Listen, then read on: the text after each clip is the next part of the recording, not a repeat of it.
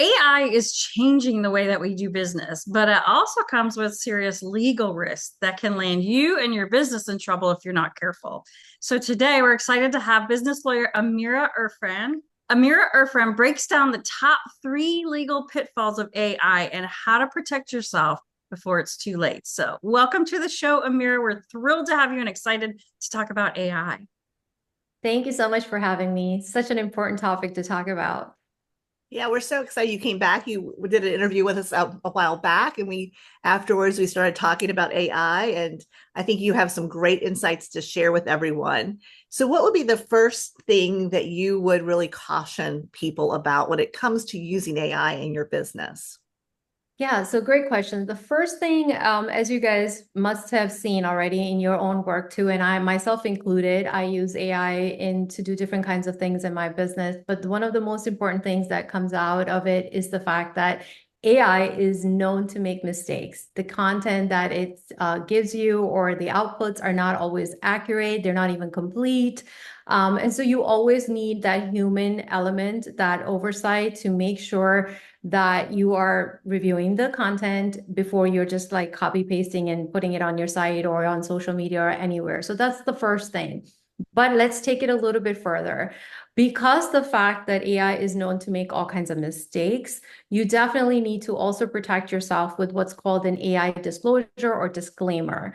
The purpose of this is to limit your legal liability. It's a statement that you post on your website. You can include it as part of your other disclaimer on your site. And because you have to ask yourself, like, who is responsible when AI is making this mistake? Is it you, the user, or is it just the tool? So if you look at like OpenAI's, terms and conditions, they put that liability on you, the user. So what are you going to do as a user? You have to protect yourself. And this is why that disclaimer, AI disclaimer is really important because you have to let people know, you have to be transparent with the fact that you're using AI in your business in whichever capacity. And then you also let people know that, hey, just because I'm using this tool doesn't mean that it's all accurate. There might be errors or omissions on my site, for example, or maybe it's a blog post that you're publishing or social media or whatever whichever way that you're using the AI system. You want to put people on notice. And there's actually an EU law that came about that actually requires people in the EU to actually give this disclosure. And in the US, we do have a bill which is not effective as law yet, but I wouldn't be surprised in the coming years or so or months that will actually be required to give this kind of disclosure, just like how we have affiliate disclosures and disclaimers under the Federal Trade Commission rules. So you want to be always proactive and give this AI disclaimer and also make sure the key to remember is that don't just copy paste the content.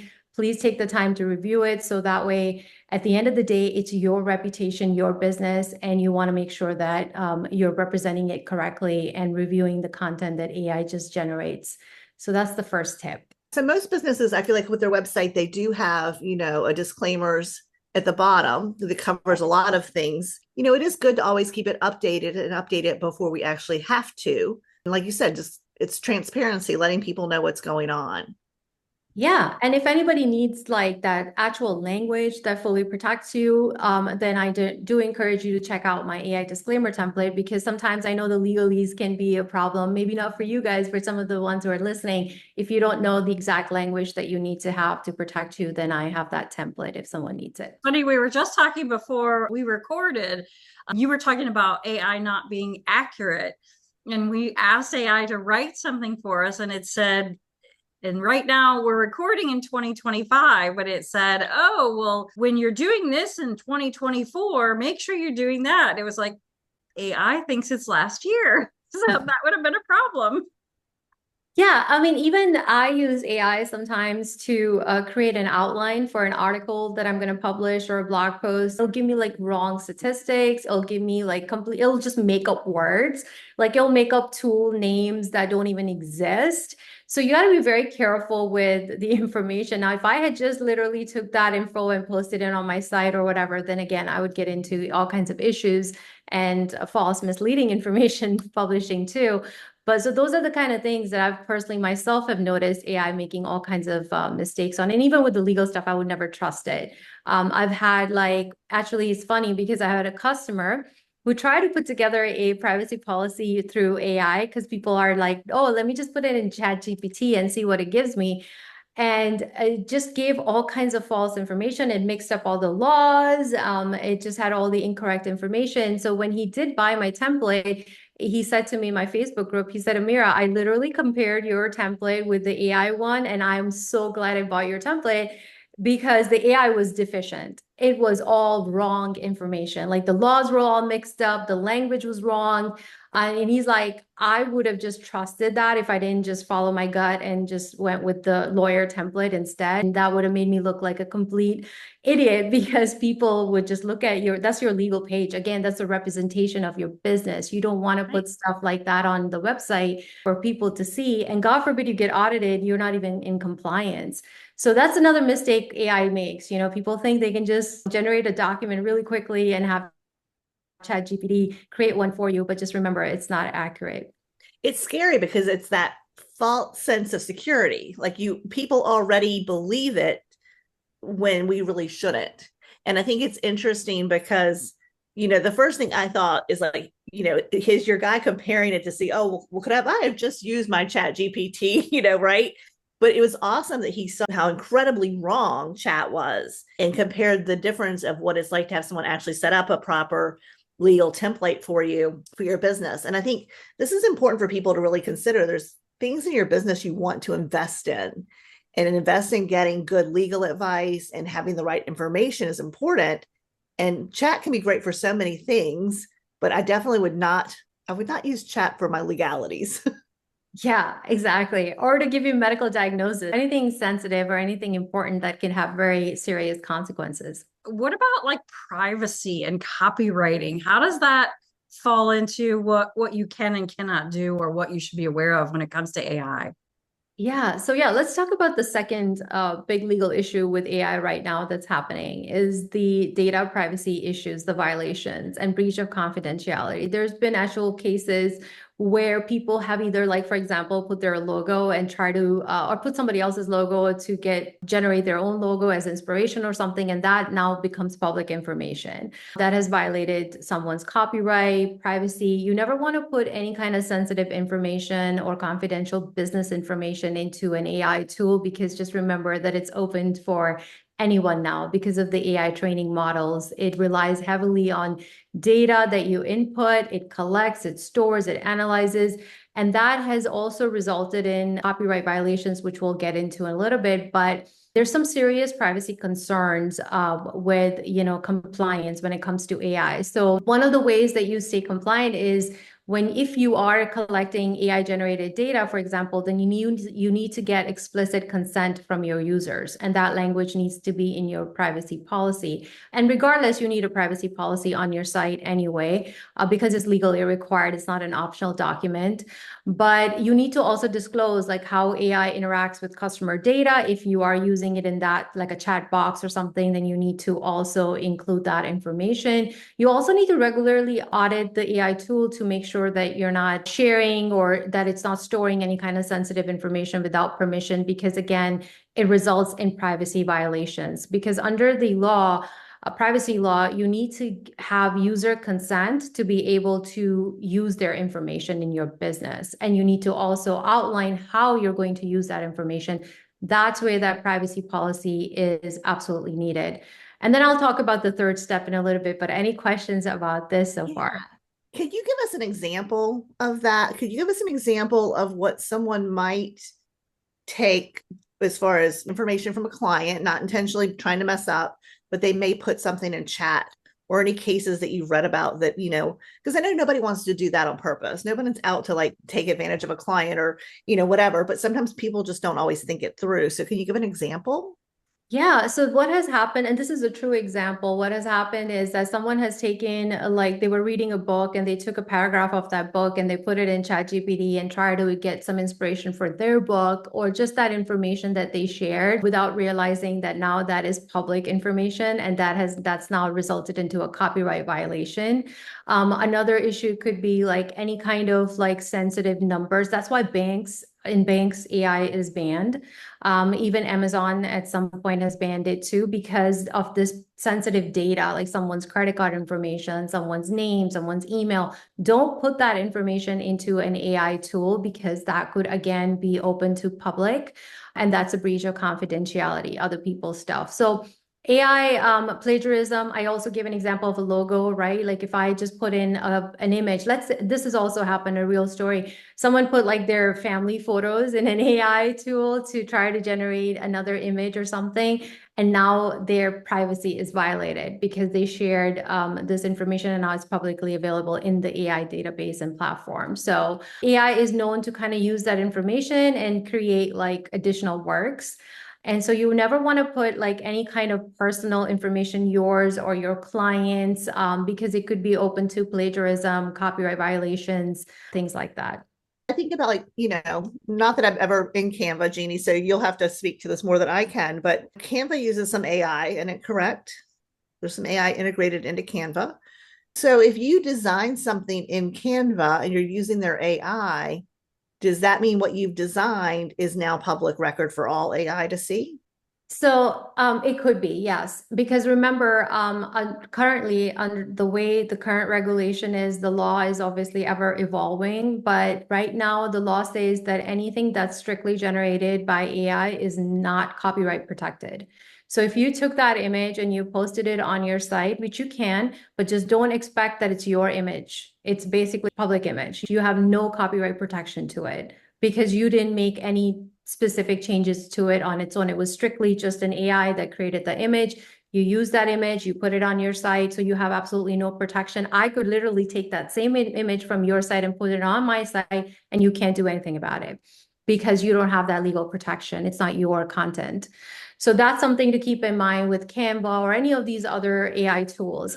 The only way you would have copyright claim to it is if you literally took that image as an inspiration and then you created on your own, you added that human involvement, right?